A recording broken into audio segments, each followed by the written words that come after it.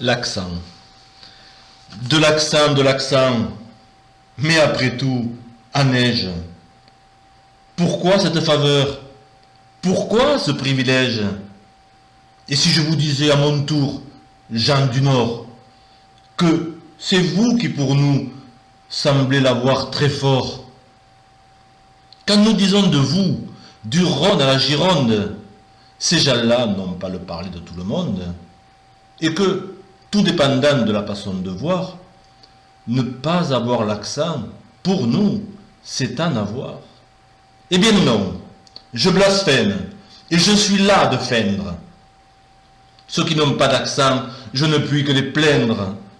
Emporter de chez soi les accents familiers, c'est emporter un peu sa terre à ses souliers. Emporter son accent d'Auvergne ou de Bretagne, c'est emporter un peu sa lande ou sa montagne. Lorsque, loin du pays, le cœur gros, on s'enfuit. L'accent? Mais c'est un peu le pays qui vous suit. C'est un peu cet accent, invisible bagage, le parler de chez soi qu'on emporte en voyage. C'est pour les malheureux, à l'exil obligé, le patois qui déteint sur les mots étrangers. Avoir l'accent, enfin, c'est, chaque fois qu'on cause, parler de son pays en parlant d'autre chose. Non, je ne rougis pas de mon fidèle accent. Je veux qu'il soit sonore, éclair, retentissant, et m'en aller tout droit, l'humeur toujours pareille, en portant mon accent fièrement sur l'oreille. Mon accent, il faudrait l'écouter à genoux.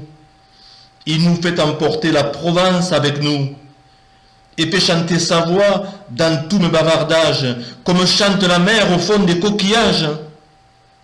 Écoutez. En parlant, je plante le décor. Du torride midi dans les brumes du nord. Mon accent porte en moi d'adorables mélanges, d'effluves d'oranger et de parfums d'orange. Il évoque à la fois les feuillages bleu-gris de nos chers oliviers aux vieux troncs rabougris et le petit village où les treilles splendides éclaboussent de bleu les blancheurs des bastides.